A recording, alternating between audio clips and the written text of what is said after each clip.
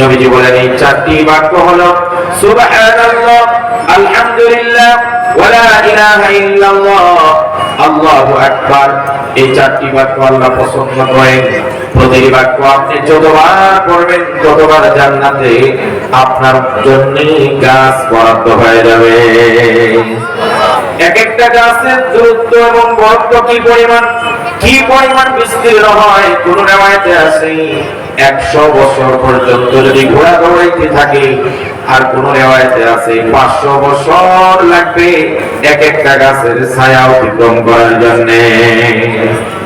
নবীজি সাল্লাল্লাহু আলাইহি ওয়াসাল্লামের কথা, কোথায় যাচ্ছিলেন পথিমধ্যে দেখলেন সাইয়েদনা আবু হুরায়রা রাদিয়াল্লাহু তাআলা চারা গাছ রোপণ করতেছেন।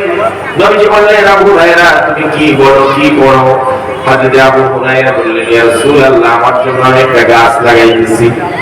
আমার নবীজি বললেন, আবু হুরায়রা আমি কি তোমাকে এমন একটা গাছের কথা বলে দিব না যেই গাছটা তোমার এই গাছের চেয়ে অসংখ্য অগণিত এবং বেশি পরিমাণে উত্তম হয়ে যাবে। হযরত আবু হুরায়রা বলেন, বালা ইয়া রাসূলুল্লাহ।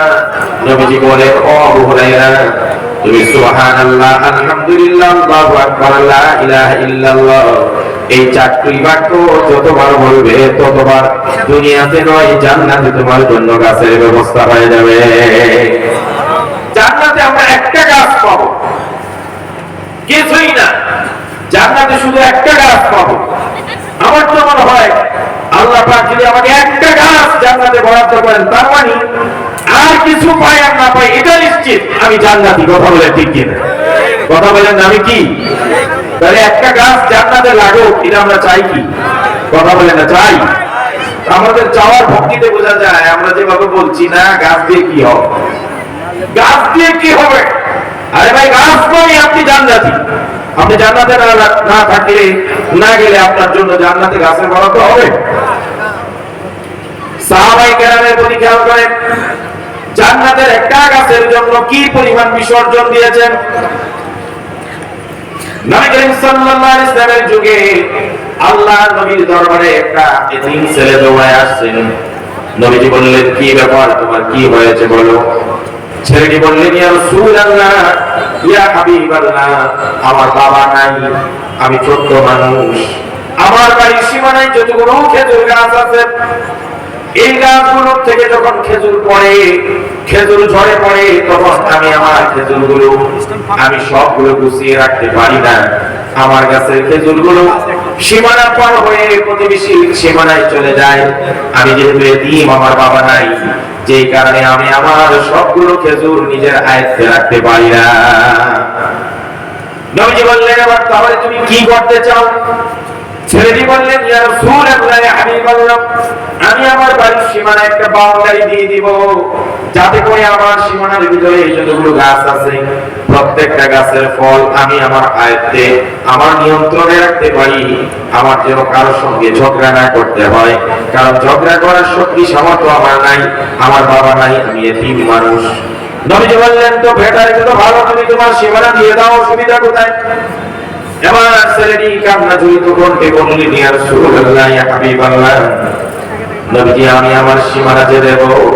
সীমানার প্রাচীরের ঠিক মাঝখানে একটা গাছ আছে, যেই গাছটার কারণে আমি আমার সীমানার প্রাচীরটা সুন্দর করে দিতে পারি না, আঁকা বাঁকা হয়ে যায়। বলে এই গাছটা কার? তিনি বললেন, ছেলেটি বলল, ইয়া রাসূলুল্লাহ, এই গাছটা প্রতিবেশীর যার নাম হলো আবু লুবাবা। এবার নবীজিকে বললেন, ইয়া রাসূলুল্লাহ, আমি ওনাকে বললাম, চাচাজি হয় আপনার গাছটা আমার কাছে বিক্রি করে দেন, আর না হলে গাছটা সীমানা থেকে কেটে নিয়ে যান, তাতে করে আমি আমার সীমানা প্রাচীর আর দেওয়ালটা সোজা করে দিতে পারবো। হুজুর, উনি আমাকে গাছ বিক্রিও করেন না, গাছ কাটতেও রাজি না, যার কারণে আমি আমার গাছ সীমানার দেওয়াল দিতে পারি না। নবী করিম সাল্লাল্লাহু আলাইহি ওয়াসাল্লাম আবু লুবাবাকে ডেকে আনলেন, এনে বললেন, ও আবু লুবাবা, তুমি একটা কাজ করো, এই গাছটা ওই এতিম ছেলেটাকে দিয়ে দাও, আর না হলে গাছটা কেটে নিয়ে যাও। কিন্তু আবু লুবাবা কিছুতেই গাছটা দিতে রাজি হন না। গভীর মনোযোগ দিয়ে শুনেন, সাহাবায়ে কেরাম জান্নাতের একটা গাছের জন্য কি পরিমাণ ত্যাগ করতে পারেন। আবুল বাবা যখন গাছটা দিচ্ছে না, এবার বিশ্বনবী সাল্লাল্লাহু আলাইহি ওয়াসাল্লাম হাউজের সবার সামনে একটা কথা বললেন, এই গাছটা যদি কেউ আমাকে দিয়ে দেয়, আমি তার জন্য জান্নাতে একটা গাছের বরাদ্দ দিয়ে দিব। সুবহানাল্লাহ বলা যায় না? এই জাতি কবে বুঝবে সুবহানাল্লাহ বললে জান্নাতে একটা গাছ আপনার জন্য বরাদ্দ হয়? আমি তো বলি না, বলেন সুবহানাল্লাহ। একদম লাস্টম্যান পিছনের বাড়িটাও বলেন সুবহানাল্লাহ। নবীজি বললেন, এই সীমানা পাচিয়ে দেওয়ার জন্য এই গাছটা যে আমাকে দিবে, তাকে আমি জান্নাতে একটা গাছের জন্য বরাদ্দ দিয়ে দিলাম। এই কথা শোনার পরে ওই মজলিসে একজন সাহাবী ছিলেন, সেই সাহাবীর নাম হলো আবু রাবাহা, হযরত আবু দাহদা। হযরত আবু দাহদা রাদিয়াল্লাহু তাআলা দৌড়াইয়া ওই গাছের মালিকের কাছে গেলেন, আবুল বাবার কাছে গিয়ে বললেন, আবুল বাবা, তুমি তোমার এই গাছটা আমাকে দিয়ে দাও, বিনিময়ে তুমি যা চাইবে আমি তোমাকে তাই দিয়ে দেব। আবুল বাবা বলল, তুমি আমাকে কি দিবে? এবার আবু দাহদা রাদিয়াল্লাহু তাআলা আনহু বলছেন, আমার মদিনাতে সবচেয়ে শ্রেষ্ঠ বাগানের মালিক হলাম আমি আবু দাহদা।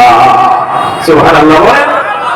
মদিনায় যতগুলো খেজুরের বাগান আছে, সবচেয়ে শ্রেষ্ঠ বাগান, দামি খেজুর উৎপাদন হয়, মিষ্টি খেজুর উৎপাদন হয়, সেই খেজুরের বাজারে উঠানোর সাথে সাথে সবাই কেড়ে নিয়ে যায়, সেই খেজুরের বাগানটা হলো মদিনার শ্রেষ্ঠ বাগান, যেই বাগানটার মধ্যে 600 খেজুর গাছ আছে। সুবহানাল্লাহ।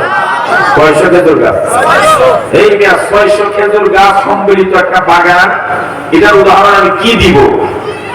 কোনাবাড়ি থেকে চান্দুরা পর্যন্ত মনে করেন 5000 ফ্যাক্টরি আছে, 5000 ইন্ডাস্ট্রি আছে। আপনি যদি হিসাব করেন উৎপাদনের দিক থেকে অথবা আয়ের দিক থেকে, ইনকামের দিক থেকে, সবচাইতে বড় এবং সবচেয়ে ভালো ফ্যাক্টরি যেটা, ধরেন ওই ফ্যাক্টরিটা মদিনার আবু দাহদার বাগানের সমান। সুবহানাল্লাহ। বুঝতেছেন? এমন একটা ফ্যাক্টরি যেটা 5000 ফ্যাক্টরির মধ্যে সবচাইতে ভালো, সবচাইতে উৎপাদন বেশি হয়, সবচাইতে ইনকাম বেশি করে, এমন একটা ফ্যাক্টরি ওই জমানার 600 গাছ সম্মিলিত মদিনার শ্রেষ্ঠ বাগান। শুধু বাগানই নয়, বাগানের ভিতরে একটা অবকাশ যাপনের জন্য একটা বাড়ি আছে, বাংলো আছে। সেই বাগানের বাড়ির ভিতরে, বাড়ির পাশে আবার একটা মিষ্টি কুয়ার পানি আছে। রাসূলুল্লাহ সাল্লাল্লাহু আলাইহি ওয়াসাল্লাম মাঝে মাঝে সেখানে যেতেন, মিষ্টির কুয়ার পানিও খেতেন, খেজুরও খেয়ে আসতেন। সুবহানাল্লাহ। বুঝতেছেন নি খেজুর বাগানটার অবস্থাটা? একে তো মদিনার শ্রেষ্ঠ বাগান, আবার 600 গাছ আছে, আবার এখানে একটা বাড়ি আছে, আবার একটা কুয়া আছে, যে কুয়াটা পানি সবচাইতে সুবিষ্ট। আবু দাহদা বলেন, আমি আমার পরিবার সহ সবাইকে নিয়ে ওই বাগান বাড়িতেই থাকতাম, এটা শ্রেষ্ঠ একটা জায়গা। এবার আবু দাহদা রাদিয়াল্লাহু তাআলা বলছেন, ও আবু বাবা, তুমি তোমার সীমানার ওই গাছটা যদি আমাকে দিয়ে দাও, তাহলে আমি আমার মদিনার শ্রেষ্ঠ বাগান এবং বাড়ি শুদ্ধ, কুয়া শুদ্ধ, সবটুকু তোমাকে বিনিময়ে দিয়ে দিব। আবুল বাবা বলে, না, তুমি আমার সঙ্গে মস্করা করছো। কেউ একটা গাছের বিনিময়ে 600 গাছ সম্মিলিত শ্রেষ্ঠ একটা বাগান, যাতে অবকাশ যাপনের জন্য বাংলো আছে, আবার মিঠা পানির কূপ আছে, এমন একটা বাগান কেউ একটা গাছের বদলা দিয়ে দেয়? না, তুমি তোমার কথা আমার বিশ্বাস হয় না। আবু দাহদা বলেন, আমি সত্যি বলছি, তোমার যদি বিশ্বাস না হয়, আমার কথা কাজে মিল না থাকে, সাহাবীদেরকে জিজ্ঞেস করো। এবার আবুল বাবা সাহাবীদেরকে জিজ্ঞেস করলেন, ও সাহাবীরা, আবু দাহদা বলছেন, আমি আমার সীমানার ওই গাছটা দিয়ে দিলে আমাকে 600 গাছ সম্মিলিত গোটা বাগানটাই আমার নামে দিয়ে দিবে, তোমরা কি মনে করো লোকটা সত্যি বলছে, তার কথা বিশ্বাস করা যায়? সাহাবায়ে কেরাম বললেন, আজ পর্যন্ত আবু দাহদা কোনো উল্টাপাল্টা কথা বলে নাই, কোনদিন মিথ্যা বলে নাই, কোনদিন ধোঁকাবাজি করে নাই। সুতরাং আবু দাহদা যা বলেছে তাই সত্য, সে তোমার গোটা বাগানটাই দিয়ে দিবে। এবার আবু দাহদা বলেন, তাহলে ঠিক আছে, তোমার গোটা বাগানটার বিনিময়ে আমি আমার গাছটা তোমাকে দিয়ে দিলাম। এবার আবু দাহদা রাদিয়াল্লাহু তাআলা ওই গাছ দিয়ে দিলেন, গাছ নিয়ে নিলেন, আর 600 গাছ বিশিষ্ট বাগানটা আবুল বাবাকে দিয়ে তাকে সাথে করে নিয়ে গেলেন। বাগানের ভিতরে ঢুকলেন। ও মুসলমান ভাইয়েরা, গভীর মনোযোগ দিয়ে শুনেন। হযরত আবু দাহদা বাগান বাড়িতে ঢুকে স্ত্রীর পুত্র যারা ছিল তারা সবাই ওই বাগান বাড়ির ভিতরে অবকাশ করছে, রেস্ট নিচ্ছে। তিনি বাহির থেকে ডাক দিলেন, ঘরের ভিতরে ঢুকেন না। বাহির থেকে ডাক দিলেন, স্ত্রী পুত্র তোমরা কোথায় আছো? বলে আমরা তো বাড়ির ভিতরে আছি। তাড়াতাড়ি যে অবস্থায় আছো ওই অবস্থায় বাড়ি থেকে বের হয়ে আসো। স্ত্রী পুত্র জিজ্ঞেস করেন, বাবা এমন তো কোনোদিন করলেন না, অন্তত আপনার বাড়ির ভিতরে ঢুকেন, কি হয়েছে আমাদেরকে অবস্থাটা বলেন। হযরত আবু দারদা বলেন, ও আমার স্ত্রী ও আমার পুত্র সন্তান মেয়েরা, এই পর্যন্ত এই বাড়ি বাগানের মালিক আমি ছিলাম, কিছুক্ষণ আগে গোটা বাগান আমার মালিকানা হাতছাড়া হয়ে গেছে। সুতরাং আমি এই বাড়িতে আর ঢুকতে চাই না, তোমরা তাড়াতাড়ি ঘর থেকে বের হয়ে আসো, যেভাবে আছে এইভাবে। স্ত্রী পুত্ররা আশ্চর্য হয়ে গেল, হঠাৎ করে বাবার কি হয়ে গেল? গোটা বাগান তার মালিকানা হাতছাড়া হয়ে গেল, বাড়ির ভিতরে ঘরের ভিতরে পর্যন্ত ঢুকে না, ব্যাপারটা কি? সবাই যখন বের হয়ে আসলো তখন বললো, রাসূলুল্লাহ সাল্লাল্লাহু আলাইহি ওয়াসাল্লাম বলেছেন, আবু দারদা। স্ত্রী পুত্ররা বের হয়ে এসে জিজ্ঞেস করলো, আবু দারদা ব্যাপার কি হলো কি? এবার হযরত আবু দারদা রাদিয়াল্লাহু তাআলা বলছেন, আমি আমার গোটা বাগানটা একটা গাছের বিনিময়ে বিক্রি করে দিয়েছি। আবু দারদার স্ত্রী পুত্ররা বলল, বাবা এটা কি বলেন? এবার আবু দারদা বলেন, আমার নবীজি সাল্লাল্লাহু আলাইহি ওয়াসাল্লাম বলেন, যারা আমাকে একটা গাছ দিবে, ওই গাছটা, যে গাছটার মালিক আবু বাবা, তাকে আমি জান্নাতে একটা গাছ দিয়ে দিব। আমার স্ত্রী পুত্ররা ভালো করে শুনে রাখো, আমি জান্নাতে একটা গাছ পাওয়ার আশায় দুনিয়ার শত গাছ এবং বাড়ি শুদ্ধ আমি আল্লাহর রাস্তায় দিয়ে দিলাম। সাথে সাথে আবু দারদার স্ত্রী, আমার বন্ধুগণ এবার বিশ্বনবী সাল্লাল্লাহু আলাইহি ওয়াসাল্লামের দরবারে গেলেন, ইয়া রাসূলুল্লাহ, ইয়া হাবিবাল্লাহ, হুজুর আমি আবু বাবার গাছে আমি আমার কিনে নিয়েছি, এবার আবু বাবার গাছটা আপনার হাতে আমি সুপুর্দ করে দিলাম। আমার নবী সাল্লাল্লাহু আলাইহি ওয়াসাল্লাম ওই গাছটা কেটে ওই এতিম বালকের দেওয়ালের পাঁচিল ঠিক করে দিলেন, কিন্তু জিজ্ঞেস করলেন, আবু দারদা তুমি গাছটা কত টাকা দিয়ে কিনলে? হযরত আবু দারদা বলেন, ইয়া রাসূলুল্লাহ, ইয়া হাবিবাল্লাহ, নবীজি আপনি বলেছেন এই গাছটা যদি কেউ আমাকে কিনে দেয় আমি তাকে একটা জান্নাতের গাছ দেব। হুজুর আমি ওই জান্নাতের গাছ পাওয়ার আশায় মদিনার শ্রেষ্ঠ বাগান, যেই বাগানটায় 600 খেজুর গাছ আর মিষ্টি কূপের পানি আছে, গোটা বাড়ি শুদ্ধ, আমি হযরতে আবু বাবাকে দিয়ে দিয়েছি। সুবহানাল্লাহ। নবীজি এত খুশি হয়েছেন, জান্নাতের একটা গাছের আশায় 600 গাছ বিশিষ্ট বাগান, বাড়ি শুদ্ধ, কুয়া শুদ্ধ, সব দিয়ে দিলে।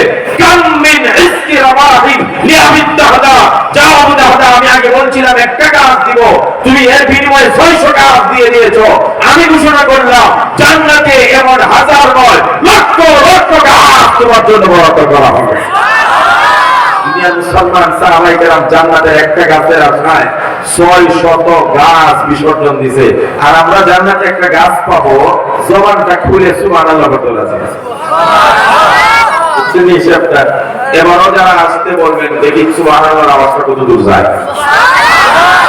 আর জোরে বলেন, আর জোরে বলেন, আলহামদুলিল্লাহ বলেন, আল্লাহু আকবার বলেন, লা ইলাহা ইল্লাল্লাহ। সকাল সন্তান চাকরিরত অবস্থায়, কর্মরত অবস্থায়, কৃষিকাজ করা অবস্থায় যখনই সুযোগ পাবো জবানটা জারি রাখবো সুবহানাল্লাহ, আলহামদুলিল্লাহ, লা ইলাহা ইল্লাল্লাহ, আল্লাহু আকবার। যদি আমার জীবনে 1 কোটি বার সুবহানাল্লাহ পড়া হয়, খোদার কসম আপনি আমার জন্য 1 কোটি গাছ জান্নাতে বরাদ্দ হয়ে যাবে। সবাইকে জবান ছেড়ে বলেন সুবহানাল্লাহ, আলহামদুলিল্লাহ, লা ইলাহা ইল্লাল্লাহ, সুবহানাল্লাহ, আলহামদুলিল্লাহ, লা ইলাহা ইল্লাল্লাহ, লা ইলাহা ইল্লাল্লাহ, লা ইলাহা ইল্লাল্লাহ, লা ইলাহা ইল্লাল্লাহু মুহাম্মাদুর রাসূলুল্লাহ। মুহাম্মদ সাল্লাল্লাহু আলাইহি সাল্লাম। আমি 10 মিনিটের ভিতরে গুরুত্বপূর্ণ একটা মেসেজ দিয়ে আপনাদেরকে শেষ করতে চাই। ইদানিং নয়, ইদানিংও ঘটনা ঘটছে অনেক জায়গায়, এখনো পর্যন্ত আমাদের মেয়েদেরকে হিজাব বুরকা নিষিদ্ধ করছে, জবরদস্তি করছে। যে কালচারটা সুদীর্ঘদিন পর্যন্ত চলে আসছিল, শিক্ষা প্রতিষ্ঠান, স্কুল, কলেজ, ভার্সিটিগুলো, যে কলেজ ভার্সিটিগুলোতে আমার মুসলিম সন্তানেরা পড়ে, আমার মেয়েদের স্বপ্ন থাকে ডাক্তার হওয়ার, আমার মেয়েদের স্বপ্ন থাকে ইঞ্জিনিয়ার হওয়ার, কিন্তু বাংলার জমিনে কিছু শিক্ষক নামী কোলাঙ্গার আছে যারা আমার মেয়েদেরকে শালীন পোশাক পরে স্কুলে যেতে দেয় না, আমার মেয়েদেরকে শালীন পোশাক পরে কলেজ ভার্সিটিতে ঢুকতে দেয় না, পরীক্ষা হলে ঢুকতে দেয় না। এদের কারণে অনেক ভদ্র এবং শালীন ফ্যামিলির ছেলে মেয়েদেরকে ভার্সিটিতে আর কলেজে পড়াইতে পারে না। খোদার কসম, যদি আগামী দিনে এমনটা হয়, কোন মুসলিম মেয়েকে হল থেকে বের করে দেওয়া হয় পর্দা, হিজাব আর শালীন পোশাক পরার অপরাধে, তাহলে বাংলার জমিনের সমস্ত মুসলমানেরা ওই সমস্ত কুলাঙ্গার শিক্ষকদের বিরুদ্ধে কঠিন আন্দোলন গড়ে তুলবে। কথা বলে ঠিক কিনা?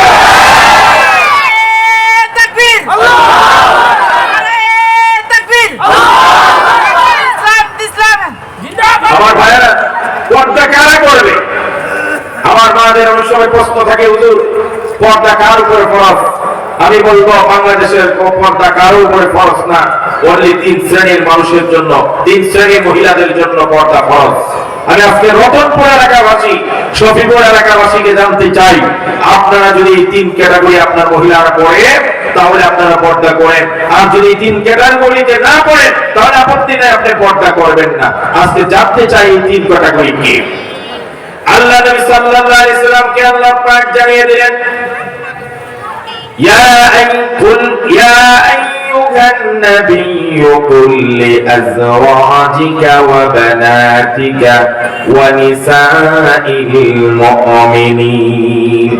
আল্লাহ রাব্বুল আলামিন বললেন, ইয়া রাসূলুল্লাহ, ইয়া হাবিবাল্লাহ, আপনি আপনার স্ত্রীদেরকে বলুন 1, 2 নম্বর আপনার মেয়েদেরকে বলুন 2, 3 নম্বর ওয়ানিসাইল মুমিনিনা, মুমিনদের যারা মহিলা আছে, যারা মুমিন মহিলা আছে, ঈমানদার মহিলা আছে, যারা আল্লাহ বিশ্বাস করে, পরকাল মানে, যারা ঈমানদার দাবি করে, ঈমানদার মহিলা, নবীর স্ত্রী আর নবীর মেয়ে, এই 3 শ্রেণীর মানুষদেরকে আল্লাহ ডাক দেয়া বলেন, তারা যেন ইউদনিনা আলাইহিন্না মিন জালাবিবিহিন্না, তাদের গায়ের কাপড়ের উপরে যেন এক্সট্রা একটা চাদর দিয়ে তাদের বডিটাকে আবৃত করে রাখে। সুবহানাল্লাহ। কাদেরকে বললেন? নবীর স্ত্রীদেরকে বললেন, গায়ের কাপড়ের উপর এক্সট্রা একটা চাদর দিয়ে যেন তারা ঢেকে রাখে শরীর। 2 নম্বর বলেন নবীর মেয়েরা। তো নবীর স্ত্রীরা তো চলে গেছেন, নবীর মেয়েরা তো নাই, তো এই 2 ক্যাটাগরি চলে গেল। আরেকটা ক্যাটাগরির মহিলা আছে, তাদেরকে এই কাজটা করতে হবে, পর্দার বিধান মানতে হবে, ফরজ হুকুম পালন করতে হবে। তারা হলো, যদি তারা দাবি করে আমরা ঈমানদার, আমরা আল্লাহ বিশ্বাস করি, পরকাল মানি, আমরা আখিরাত বিশ্বাস করি, আমি মুমিন, আমি বিশ্বাসী, আমি মহিলা বিশ্বাসী, তবে তোমার উপর পর্দা বাধ্যতামূলক। আর যদি সে বলে আমি আল্লাহ মানি না, আমি রাসূল মানি না, পরকাল মানি না, আমি নাস্তিক, আমি মুরতাদ, তাহলে তোমার পর্দার দরকার নাই। তবে কথা হলো, এখানে আমার মুমিন ঈমানদার মহিলাদেরকে বাধ্য করে বেপর্দা করা তোমার এখতিয়ার নাই। কথা বলেন ঠিক কি? দেখেন আল্লাহ পাক বলছেন, ইউদনিনা আলাইহিন্না মিন জালাবিবিহিন্না, তারা যেন শরীরের উপর, কাপড়ের উপর এক্সট্রা কাপড়, এটা চাদর বলে। আমরা কি আমাদের পোশাক চাদরকে অনলি শুধু শরীরে চাদর আমরা পরি, না চাদরকে অন্য পোশাকের উপর পরি? পোশাক আলাদা জিনিস। কোরআনে কারীমে আল্লাহ রাব্বুল আলামিন বলেন, হুন্না লিবাসুল লাকুম ওয়া আনতুম লিবাসুল লাহুন্না, মেয়েরা মহিলারা হলো পুরুষের জন্য পোশাক, আর পুরুষ হলো মহিলাদের জন্য পোশাক। কেন পোশাকের কথা বললেন? কারণ একজন স্বামী তার স্ত্রীর যাবতীয় দোষ ত্রুটি বন্ধু বান্ধবের কাছে বলবে না, গোপন করে রাখবে। পোশাক যেমন মানুষের শরীরের দোষ ত্রুটি ঢেকে রাখে, স্বামীরা তার স্ত্রীদের কোনো দোষ মানুষের কাছে বর্ণনা করবে না। আবার স্ত্রীরাও স্বামীদের কাছে স্বামীদের কোনো দোষ তাদের বান্ধবীর কাছে বর্ণনা করা যাবে। আমাদের সমাজের অনেক মা আছে, অনেক মেয়েরা আছে, বিবাহ হওয়ার কিছুদিনের পরে বান্ধবীদের সঙ্গে দেখা হয়। আমার মেয়েরা শুনবেন, আমার বোনেরা শুনবেন, আপনার উপর আপনার স্বামীর আমানত রক্ষা করা একান্ত কর্তব্য। চারটার চলে, হাসির চলে বান্ধবীরা জিজ্ঞাসা, তোর স্বামী কেমন, স্বামী কেমন, এই কথা জানতে জানতে অন্দরমহলের কথা, গোপন কথা, দুষ্টুটির কথা সব অবলীলায় বলে দেয়। এটা কখনো একটা আদর্শ স্ত্রীর কাজ হতে পারে না। আমার স্বামীও দেখছি অনেকে যারা নিজেদের বউয়ের সমস্ত অঙ্গ প্রত্যঙ্গের বিবরণ আর গোপনীয় বিষয়গুলো বন্ধুদের কাছে অবলীলায় বয়ান করে। এটা কখনো কাম্য হতে পারে না। আল্লাহ পাক বলেন, পুরুষরা নারীদের জন্য পোশাকের মতো, নারীরাও পুরুষদের জন্য পোশাকের মতো। পুরুষ যেমন নারীদের পোশাক, স্ত্রীও পুরুষের জন্য পোশাক। তো আমি যে কথাটা বলছিলাম, পোশাক হলো মানুষের শরীর এমনিতে ঢেকে রাখে, যেটা তার দুষ্টুটি প্রকাশ না পায়। আমাদের নারীরা যেই পোশাকগুলো, থ্রি পিস হোক, জামা হোক, এগুলো হলো পোশাক, এটা পর্দা নয়। পর্দা আলাদা জিনিস। এই জন্য সত্য বলছে, জালাবি বিহিনা জিলবাবের পরিবর্তন জালাবি, নিয়মিত পোশাকের উপরে যেটা পরা হয় এটার নাম হলো জিলবাব। সুতরাং পর্দা কারা করবে? যারা ঈমানদার। পর্দা কারা করবে? যারা আল্লাহ বিশ্বাস করে। পর্দা কারা করবে? যারা পরকাল মানে। এটা আল্লাহ পাক নবীকে বলে দিয়েছেন, বলেন সমস্ত ঈমানদার মহিলাদেরকে তারা যেন তাদের পোশাকের উপর এক্সট্রা একটা আবরণ দেয়, ঢেকে দেয় চাদর দেওয়া, যাতে তাদের শরীরের সেনসিটিভ অঙ্গগুলো পুরুষ দেখে লোক দৃষ্টি তাদের প্রতি দিতে না পারে। কথা বলেন ঠিক কি না?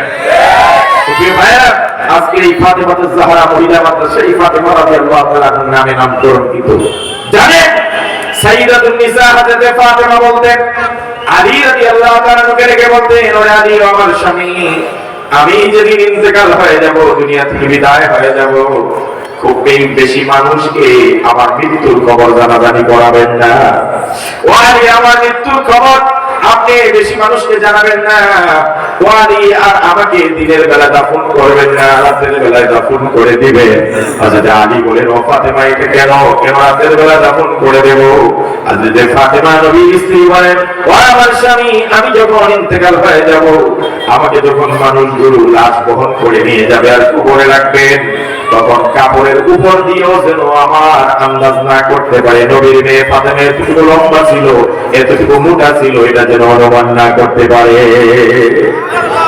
এই নামে নাম করতে ফাতেমাতুজ জাহরা। আজকের নতুন গোটা বাংলাদেশের চিত্র হলো নারীদের অধিকারের নাম করে নারীদেরকে যত ধরনের বেজ্জত করা যায়, তাদের ইজ্জত নষ্ট করা যায়, হেনস্থা করা যায়, সব পায় তারা শুরু হয়েছে। ইসলাম নারীকে যতটা অধিকার দিয়েছে আর কোন তন্ত্র মন্ত্র কেউ এতটা অধিকার দিতে পারে নাই। বিপরীতে আজকে আমাদের সমাজে এমন কিছু মহিলাকে আমরা দেখতে পাই যারা উলঙ্গপনা, বেহায়াপনার সর্বোচ্চ সীমায় পৌঁছে গেছে। আমি আমার ওই মাদেরকে উদ্দেশ্য করে, বোনদেরকে উদ্দেশ্য করে আজকের কথাগুলো বলছি। শুধুমাত্র একটা হাদিস শোনাই দেই, নবীর একটা হাদিস যদি আপনাদের দিলের মধ্যে এতটুকু রেখাপাত করে। নবীজি বলেছেন, হযরত আবু হুরায়রা হাদিস বর্ণনা করেন, সিনফান মিন আহলিন নার, দুই ধরনের মানুষকে নবীজি বলেছেন পরিষ্কার জাহান্নামী, পরিষ্কার জাহান্নামী। একদল হলো লাম আরাহুমাই, দুই দলকে আমি দেখে নাই, তাওমুম্মাহুম সিয়াতুন কাযনামিল বাকার ইয়াদরিবুনা বিহান নাস। নবীজি বলেন, একদল মানুষের কাছে গরুর লেজের মতো কিছু চাবুক থাকবে, এই চাবুক দিয়ে মানুষকে অন্যায়ভাবে অত্যাচার নির্যাতন করবে, মারধর করবে। খোদার কসম, বিগত দিনগুলোতে আমরা দেখেছি কেউ কারো মানুষকে নির্যাতন করার জন্য নিজস্ব হাতিয়ার বানাইছে। কথা বলেন ঠিক কিনা? রাসূলুল্লাহ বলেন, অন্যায়ভাবে কোনো জনগণের উপর, সাধারণ মানুষের উপর, নির্যাতিত নিপীড়িত মানুষের উপর যদি কেউ হাত উঠায়, লাঠিচার্জ করে, খোদার কসম এরা কখনো জান্নাতে যাবে। এটা নিয়ে আমার এত লম্বা কথা নেই, দ্বিতীয়টাই আমার কথা। দ্বিতীয় নম্বরে রাসূলুল্লাহ সাল্লাল্লাহু আলাইহি ওয়াসাল্লাম বলছেন কারা জান্নাতে যাবে না। মারা ভালো করে শুনবেন, নিসাউন কাসিয়াতুন আরিয়াতুন মুমিলাতুন মাইলাতুন রুউসুহুন্না কাসনিমাতিল বুখতিল মাইলা। আল্লাহর নবী বলেন, এমন কিছু মহিলা তারা কখনো জান্নাতে যাবে না। আরে জান্নাতে তো যাবেই না, লা ইয়াদখুলুনাল জান্নাতা, এরা জান্নাতে যাবে না। ওয়ালা ইয়াজিদুনা রিহাহা, এমন কি জান্নাতের ঘ্রাণ তারা পাবে না। ওয়া ইন্না রিহাহা লা ইউজাদু মিন মাসিরাতি কাযা ওয়া কাযা, অথচ জান্নাতের ঘ্রাণ কোথায় আছে 100 মাইল, কোথায় আছে 500 বছর রাস্তা দূরে থাকতেই জান্নাতের ঘ্রাণ পাওয়া যায়। এই মহিলারা জান্নাতে যাবে না। কোন মহিলারা যাবে না? খুব ভালো করে খেয়াল করে শুনবেন। এখানে অভিভাবকরা আছেন, মারাও কথা শুনছেন, বোনরাও শুনছেন, আমাদের গার্ডিয়ানরাও শুনছেন। রাসূলুল্লাহ বলেন নিসাউন, ওই মহিলারা যাবে না। এক নম্বর কাসিয়াতুন, মহিলা কাপড় পরবে, কাপড় পরবে। কাসিয়াতুন, নিসাউন কাসিয়াতুন আরিয়াতুন, মহিলা কাপড় পরবে কিন্তু উলঙ্গ থাকবে। কথাটা মুখস্থ করে আসতে যাবেন। রাসূলুল্লাহ বলেন ওই মহিলা জাহান্নামী, জান্নাতে কখনো যাবে না, জান্নাতের ঘ্রাণও পাবে না যারা কাপড় পরার পরেও উলঙ্গ থাকে। আমাদের সমাজে কাপড় পরার পরে কি মানুষ উলঙ্গ থাকে কিনা? কাপড় পরার পরে মানুষ উলঙ্গ থাকে? কিন্তু রাসূল কি বললেন? কাপড় পরবে কিন্তু উলঙ্গ থাকবে। এই কথার ব্যাখ্যা কি? এই কথার ব্যাখ্যা হলো মুহাদ্দিসিনে কেরাম তিনটা করছেন। ভালো করে মারা শুনবেন, অভিভাবকরা শুনবেন। আল্লাহ নবী সাল্লাল্লাহু আলাইহি সাল্লাম বলেন কাপড় পরার পর উলঙ্গ থাকবে। কথাটার অর্থ কি? এক নম্বর কথা হলো এত পাতলা কাপড় পরবে, কাপড় এত পাতলা পরবে যে পাতলা কাপড় পরার কারণে, পাতলা হওয়ার কারণে শরীরের অঙ্গভঙ্গি, শরীরের অঙ্গ সব প্রকাশ হয়ে যায়। কাপড়ের বাহির থেকে ও ভিতরে সবকিছু দেখা যায়। যারা এমন পাতলা কাপড় পরবে, রাসূল বলেন এরা কাপড় পরেও উলঙ্গ, কাপড় পরলে যা, না পরলেও তা। কথা বলেন ঠিক না? আমাদের সমাজে এমন পাতলা শাড়ি আছে না নাই? কথা বলেন না কেন? রুচি একটা বিষয়, সম্ভ্রান্ত একটা বিষয়, ভদ্রতার একটা বিষয়। মশারির মতো শাড়ি পরে আপনি রাস্তা দিয়ে হাঁটবেন, রাসূল বলেন এটাই হলো কাপড় পরার পরেও উলঙ্গ থাকবে। তাহলে কাপড়টা এত পাতলা হবে যে কাপড় পরা যা, না পরা। মুহাদ্দিসিনে কেরাম বলেন দুই নম্বর কাপড় পরলে উলঙ্গ কেমনে হয়? কাপড় পরার পরে উলঙ্গ হবে ওই কাপড় পরনেওয়ালা নারী, যেই নারী কাপড় পরছে মোটাই পাতলা নয়, তবে যেটুকু পরার কথা এটুকু পরে নাই, শর্ট পরছে। আছে না নাই? কথা কয় না কেন? সারা শরীর ঢেকে রাখার কথা, দেখা গেছে শরীরের এক চতুর্থাংশ বা এক তৃতীয়াংশ খোলা, এমন কাপড় পরা যা, না পরাও। আমাদের সমাজে বর্তমানে শাড়ির যে বাঁশ দেওয়া হয়, শাড়ি পরে যে রাস্তায় বের হয়, আপনারা আমাকে সাক্ষী দিবেন আল্লাহর রাস্তায় এই শাড়ি দিয়ে কি আমার মাদের পেট পিঠ ঢাকা যায়? কথা বলেন, আর ঢাকা যায়? মাগো, এই কথাগুলো আপনাদেরকে বলতে হচ্ছে, আপনারা মায়ের জাতি লজ্জা করে কিন্তু বলতে হয়। রাসূলুল্লাহ বলছে যারা শর্ট কাপড় পরে রাস্তাঘাটে বের হয়, এরাই কাপড় পরার পরে উলঙ্গ হয়ে রাস্তায় চলাফেরা করে। তাহলে এক নম্বর বাইরাম কাপড় পরবে তারপরে উলঙ্গ, তার মানে পাতলা কাপড় পরলে উলঙ্গ। দুই নম্বর কাপড় পরার পরে উলঙ্গ কেমনে হয়? শর্ট কাপড় পরছে। তিন নম্বর মুহাদ্দিসিনে কেরাম বলেন পাতলাও নয়, শর্টও নয়, পরছে ঠিকঠাক মতেই, কিন্তু কাপড়গুলা এতটা ঢিলে ঢালা নয়, একেবারে স্কিন টাইট কাপড় পরছে। আছে না নাই? কথা বলেন।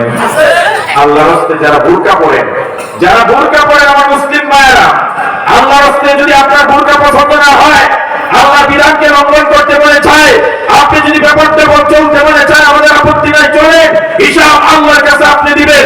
কিন্তু বুরকা নামে এমন ফ্যাশন করবেন না, এমন ফ্যাশনের বুরকা পরবেন না যেই বুরকা আপনার অঙ্গ প্রত্যঙ্গ, সেনসিটিভ অঙ্গগুলো প্রদর্শন করে আরো বেশি আকর্ষণীয় লোক দৃষ্টি তৈরি করে। এটা বুরকাকে অপমানিত করলেন, ইসলামের বিধানকে অপমানিত করলেন। বুরকার অর্থ এটা নয়। বুরকা অর্থ আপনি কেমন, আপনি কি জুয়ান না বুড়ি, সেটাই চিনা যাবে না, এটার নাম বুরকা। আজকালের বুরকা, বুরকা না পড়লে তো কতদিন আকর্ষণীয় হয়, তার চাইতে বেশি আকর্ষণীয় হয়। এরা দুইটা অপরাধ করে, এক নম্বরে পর্দা তো করলোই না, দুই নম্বরে পর্দাকে এরা অপমানিত করলো। কথা বলে ঠিক? স্কিন টাইট কাপড় মহিলাদের পরা যায়? আর জোরে বলেন, সাবধান মহিলারা, আপনারা আমাদের মায়েদের জাত। রাসূলুল্লাহ বলছেন কাপড় পরার পর উলঙ্গ থাকবে।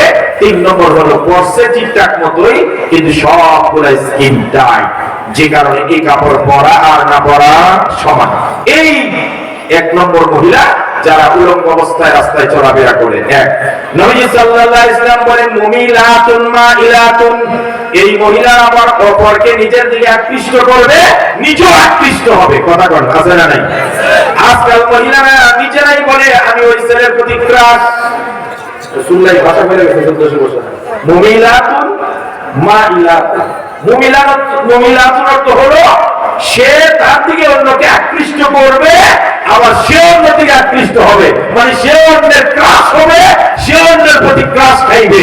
এই ক্রাশ হওয়া আর ক্রাশ খাওয়া দুইটাই হাদিসে শব্দ আছে। মুমিলাতুন মাইলাতুন, আপনি যে লাল লিপস্টিক পরে পিক পিক করে হেঁটে বেড়ান, আপনার প্রতি অন্য আকৃষ্ট হয়, আবার আপনি সুন্দর ছেলের দিকে চোখ ইশারা করে আকৃষ্ট হন, দুইটাই জাহান্নামীর আমার কথা বলে ঠিক না? আমার মারা না মুমিলাতুন হবেন না মাইলাতুন হবেন, আপনি ক্লাস খাবেন না ক্লাস হতেও দিবেন না। এরপর রাসূলুল্লাহ এই মহিলাদের, জাহান্নামী মহিলাদের আরেকটা আলামত বলছেন, রুউসুহুন্না কাআসনিমাতিল বুখতিল মাইলা। রাসূলুল্লাহ বলেন উটের কুজ, উটের কুজ আছে না দেখছেন, গাড়ির এখানে যে চড়ায় থাকে, এই কুজ দেখছেন না, হাঁটার সময় কি হয়? উট যখন হাঁটে তখন তার এই কুজটা কি হয়? ধরে না, একবার এদিকে হেলে আবার ওইদিকে হিলে। দেখেন রাসূলুল্লাহ 1400 বছর আগে, মনে হয় যে বর্তমান ফ্যাশনের জমানা মহিলাদের এই অবস্থা দেখে দেখে বলছেন, রুউসুহুন্না কাআসনিমাতিল বুখতিল মাইলা, এই জাহান্নামী মহিলাদের চুলগুলো হবে উটের কুজের মতো। অর্থাৎ তারা যখন রাস্তা দিয়ে হাঁটবে, চুলগুলোকে শ্যাম্পু করে এমন ভাবে ফুলাইবে, কিছুক্ষণ পরে পরে এইদিকে একটা বাড়ি মারে, আবার কিছুক্ষণ পরে ওইদিকে একটা বাড়ি মারে। দেখছেন না? শুধু শুধু কিছু চললে এখানে রাখে 100 বার একটা বৈঠকের মধ্যে এমন করে কি দরকার? তাহলে একবারই আপনি আটকে দেন, তাহলে একবার আটকে দিয়ে এসে জাহান্নামী হবে কেমন? রাসূলুল্লাহ ওই কথা বলবে কেমন? রাসূলুল্লাহ বলছে রুউসুহুন্না কাআসনিমাতিল বুখতিল মাইলা, তাদের চুলগুলো হবে উটের কুজের মতো, একবার এইদিকে হেলবে আবার ওইদিকে হেলবে।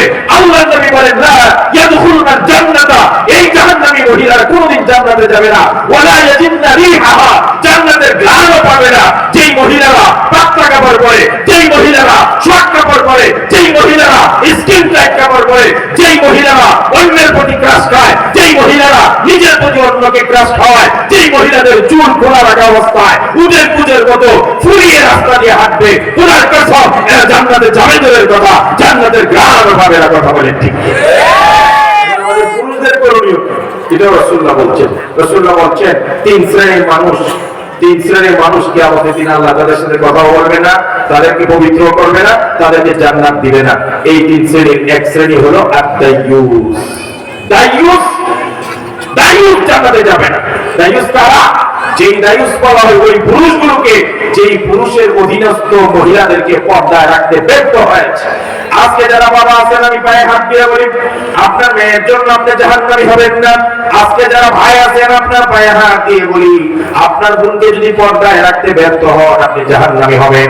আজকে যারা স্বামী আছেন, আপনার পায়ে হাত দিয়ে বলি, আপনার স্ত্রী যদি বেপর্দায় চলে, তাহলে কিন্তু আপনি জান্নাতে যাবেন না।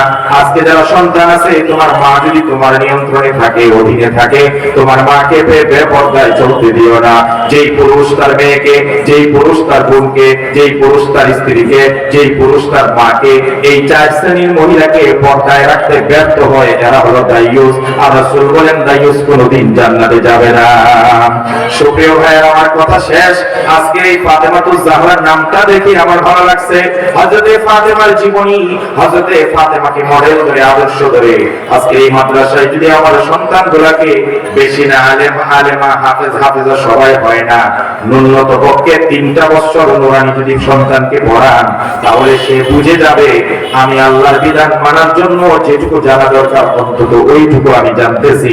আপনার মেয়েটা ডাক্তার হোক, ইঞ্জিনিয়ার হোক, আপনার মেয়ে ব্যারিস্টার হোক, আমাদের আপত্তি নাই, কিন্তু সে কোনোদিন অশালীন আর অসভ্য হবে না, কোনো বেপরদা আর অশ্লীলতার দিকে পা বাড়াবে না। কথা বলেন ঠিক না?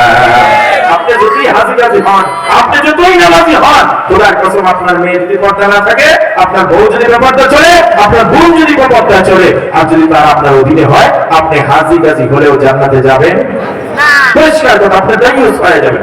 এরপরে আমি সকলের কাছে বিনীত অনুরোধ করছি, আজকের এই মাদ্রাসাগুলোতে আপনারা মাদ্রাসা শিক্ষাকে একটু অন্য নজরে দেখেন। আমি বলি না সবাইকে মাস্টার, ইঞ্জিনিয়ার, ব্যারিস্টার বানাই দেন, তবে যে জমানা আসতেছে, রাসূলুল্লাহ বলেন জ্বলন্ত আঙ্গা হাতে রাখা কঠিন, জ্বলন্ত আঙ্গা হাতে রাখা কঠিন, এর চাইতে কঠিন হলো ঈমান ধরে রাখা। এই জমানার মধ্যে এসে যদি সন্তানগুলাকে, খোদার কসম, সন্তানগুলাকে যদি ঈমান হারা করেন, আপনি যদি ঈমানদার না বানান, কেমনে ঈমানদার বানাবেন?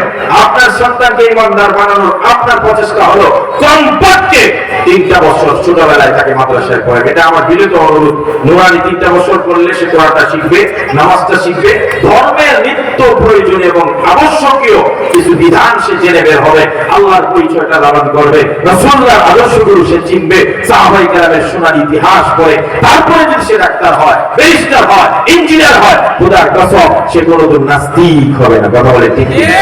আর যদি আপনার সন্তানকে ডাক্তার বানাইছেন ঠিকই, ইঞ্জিনিয়ার বানাইছেন ঠিকই, ব্যারিস্টার বানাইছেন ঠিকই, কিন্তু তাকে ঈমানদার বানানো নাই, দ্বীন শিক্ষা দেন নাই, কোনো কারণে যদি সেই ডাক্তার, সেই ইঞ্জিনিয়ার, সেই ব্যারিস্টার জাহান্নামী হয়, সে একা যাবে না, আপনাকে নিয়ে যাবে। কোরআন বলছে, কোরআন আমাদেরকে বলছে, ওয়াকালু রাব্বানা ইন্না আতা'না সাদাতানা ওয়া কুবারা'ানা ফাআদাল্লুনা আস-সাবিলা রাব্বানা আতিহিম বি'াফাইনি মিনাল আযাবি ওয়াল'আনহুম লা'নান কাবীরা। কিয়ামতের কঠিন ময়দানে সন্তানগুলো আল্লাহর কাছে বলবে, আল্লাহ, দুনিয়া থেকে আসছি, জাহান্নামী হইছি, আমার মা বাবার কথার উল্টা আমি কোনদিন করি নাই। অনেক গার্ডিয়ান আমাদেরকে বলে, আমার বাবা, আমার ছেলে মেয়েরা আমার কথার অবাধ্য কোনোদিন যায় না। যদি আপনি মনে করেন আপনার ছেলে আপনার অবাধ্য হয় না, তাহলে তাকে কেন আপনি নামাজের কথা বলেন না? কেন আপনি তাকে দিনটা শিক্ষা দিলেন না? কিয়ামতের দিন বলবে, সন্তান বাবার কথা উল্টা কোনোদিন চলি নাই, মায়ের অবাধ্য হয় নাই, কিন্তু ওই মা কোনোদিন আমাকে আল্লাহ চেনায় নাই, রাসূল চেনায় নাই, দিন শিক্ষা দেয় নাই, জাহান্নাম থেকে কেমনে বাঁচবো এটা কোনোদিন বলে নাই। কত হাজার হাজার ভক্ত চলে গেছে, একটা দিন বাবা বলে নাই, ছেলে চল ফজরের নামাজটা পড়। ও আল্লাহ, যে মা বাবার কারণে আজকে আমি জাহান্নামী হলাম, দয়া করে ওই মা বাবাকে ডাবল শাস্তি দেন, লানত দেন, অভিশাপ দেন, তাহলে আমার আত্মা খুশি হবে। কার জন্য কি করছেন? সন্তানের ভালো জন্য করছেন। ওই সন্তান আপনার জন্য অভিশাপ কামনা করবে, ওয়ালা'আনহুম লা'নান কাবীরা। আল্লাহর ভালোর উপর অভিশাপ দেন, আল্লাহর মায়ের উপর লানত দেন। এরা কেন আমাকে জাহান্নামী বানাইলো? এরা এত টাকা খরচ করে আমাকে ডাক্তার বানাইতে পারছে, দেশ বিদেশ থেকে সার্টিফিকেট অর্জন করাইছে, জমিন বিক্রি করে বিদেশে ল করাইছে, কিন্তু কোনদিন বলে না নামাজ পড়ছি, কোনদিন বলে না পর্দা আছে, কোনদিন বলে না আল্লাহ কাকে বলেছি, নবী কাকে বলেছি, কোনদিন বলে নাই তোর উপর কি কি আবশ্যক ইসলামে। এই কথা যেহেতু বলে নাই, এই জন্য তাদের উপর আমি অভিশাপ চাচ্ছি, ওয়াল'আনহুম লা'নান কাবীরা। তাদের উপর অভিশাপ দেন আর ডাবল ডাবল শাস্তি দেন, ডাবল ডাবল শাস্তি দেন। এই জন্য অভিভাবকদের পায়ে ধরি, আপনার আমলের কারণে আপনি যদিও জান্নাতে যাইতে চান মনে আশা করে, কিন্তু সন্তানকে জাহান্নাম থেকে না ফেরানোর কারণে আপনার নিস্তার হবে না। দায়ুস লা ইয়ানজুরুল্লাহু ইলাইহিম ওয়া লা ইউকাল্লিমুহুম ওয়া লা ইউযাক্কিহিম ওয়া লা ইয়াদখুলুনাল জান্নাহ। দায়ুস কোনদিন জান্নাতে যাবে না, দায়ুস কোনদিন জান্নাতে যাবে না। দায়ুসের প্রতি আল্লাহ চেহারা খুলেও তাকাবেন না, কথা বলবেন না, পবিত্র করবেন না। এই জন্য অভিভাবকদের অনুরোধ আর আমার মাদের অনুরোধ হইল, আরেকটা বিষয় আমি এখানে প্রকাশ করছি, সেটা রাসূলুল্লাহ সাল্লাল্লাহু আলাইহি ওয়াসাল্লাম অভিশাপ করেছেন দুই শ্রেণীর মানুষের উপর। লাআনা রাসূলুল্লাহ সাল্লাল্লাহু আলাইহি ওয়াসাল্লাম আল মুতাশাব্বিহাত বির রিজাল মিনান নিসা ওয়াল মুতাশাব্বিহিনা বিন নিসা মিনার রিজাল। সমাজে কিছু পুরুষ আসেনি যারা নারীর বেশ ধরে, কথা কোনটা কি আপনার? লোকটা পুরুষ কিন্তু নারীর বেশ ধরে নাই, লম্বা চুল রাখা, এটা নারীর বেশ। কথা কয়? কানে দুল পরা কার বেশ? কথা বলেন? নারীদের মতো পোশাক পরা কার বেশ? আসেনি? কথা বলেন, আসেনি? ওই সমস্ত পুরুষদেরকে আমার ধিক্কার জানাতে মন চায়। বেটা, তোমাকে আল্লাহ পুরুষ বানাইছে, তুমি নারী হওয়ার বড় শখ না?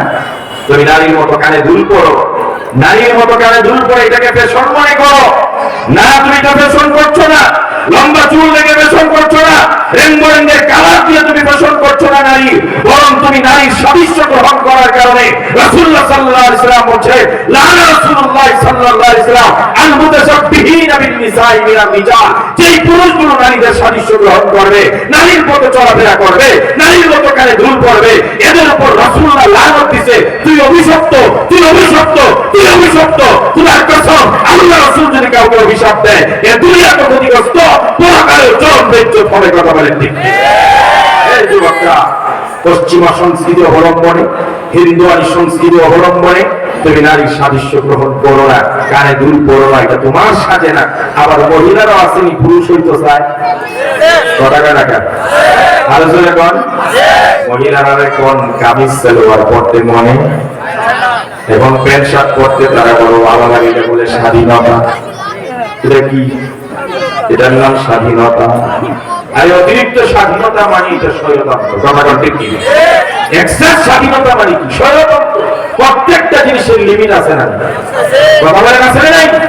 আপনার ছেলেকে যদি বলেন তোরে আমি স্বাধীনতা দিলাম, তুই যা মনে চাই তা করতে পারবি, তুই যেহেতু দেশের নাগরিক, সে যদি গতকালকে এরপরের দিন গিয়ে মদ খেয়ে বাড়িতে ফিরে বাবা আমার মশাই রায় দাও, ছেলে এসে বলতেছে বাবা, আপনি বলবেন না তোরা তো স্বাধীনতা দিচ্ছি, এটা না স্বাধীনতা? কথা বলেন না কেন? আপনি গোটা বাংলাদেশ আমার যে কোনো যাওয়ার জায়গার অনুমতি আছেন আপনার নাই, কিন্তু এর মানে কি আপনি সেনানিবাসের ভিতরে অনুমতি চলে যেতে পারবেন? কেন? আপনার স্বাধীন দেওয়া হয়েছে, আপনি স্বাধীন দেশে স্বাধীন নাগরিক। কি বুঝলেন? দুনিয়াতেই দুনিয়ার সিস্টেমে আছে সব জায়গায় একেবারে স্বাধীনতা থাকলেও কিছু কিছু জায়গা কিছু ব্যারিকেড আছে না নাই, এই হাতা আছে না নাই, বাউন্ডারি আছে না নাই, আল্লাহর সীমা আছে, আল্লাহর সীমানা আছে। আপনি স্বাধীন, ঠিক আছে, আপনি কি খাবেন, আপনি কেমনে চলবেন, আপনি কি পড়বেন, সব স্বাধীনতা আছে। কিন্তু ইসলাম আপনাকে কিছু রুল দিয়েছে, কিছু নিয়ম দিয়েছে, কিছু আদর্শ দিয়েছে, কিছু সীমানা দিয়েছে। এই সীমানা অতিক্রম করা মানে স্বাধীনতা নয়, বরং এটা বেহায়া করা, বরং এটা আল্লাহর সঙ্গে বেয়াদবি। কথা বলে ঠিক কি না? সুতরাং যেই নারীরা পুরুষের পোশাক পরে প্যান্ট শার্ট পরছে আছে না নাই? কথা বলেন আছে না নাই? চুল ছোট করে পুরুষের মতো চুল রাখছে আছে না নাই? আরে মা গো, আপনি কেন 3 পিস পরেন? একটা পিস যদি আপনার কাজেই না লাগে তাহলে নাম দেন 2 পিস। কি নাম দেবেন? 2 পিস। অযথা 3 পিস নাম দিয়া গলাটা কোথায় থাকে, বুকেরটা গলায় থাকে। এটা আমি কোন সভ্য সমাজের মানুষ জানি না। আমেরিকায় একজন পাকিস্তানি মেয়ে ডাক্তারকে প্রশ্ন করছিল যে তুমি নোবেল পুরস্কার পাইলা, অনেক অনেক পুরস্কার পেলে, কিন্তু তুমি হিজাব টিজাব পোশাক টোশাক লাগাইয়া একেবারে ভদ্র মুসলিম সমাজের মতো চলো, কারণটা কি? তুমি তো সেকেলে হয়ে যাচ্ছ, তুমি তো আনসুসাল হয়ে যাচ্ছ, তুমি তো আদিকালে ফিরে যাচ্ছ। সেই ডাক্তার বলেছিল না, আমি আদিকালে ফিরে যাই নাই, বরং আদিকালের মানুষ এক সময় কাপড় পরতে জানতো না, এখন পাহাড়িরা কাপড় পরে না, লতা পাতা দিয়ে লজ্জাস্থান থাকে। তাহলে আদিক সভ্যতায় কাপড় পরা ছিল না, আদি সভ্যতায় মানুষ লজ্জাস্থান ছাড়া বাকি অঙ্গ কিছুই রাখতে চিনত না। ধীরে ধীরে মানুষ সভ্য হয়েছে, আধুনিক হয়েছে, গায়ে কাপড় উঠেছে, আস্তে আস্তে কাপড় পরা শিখছে।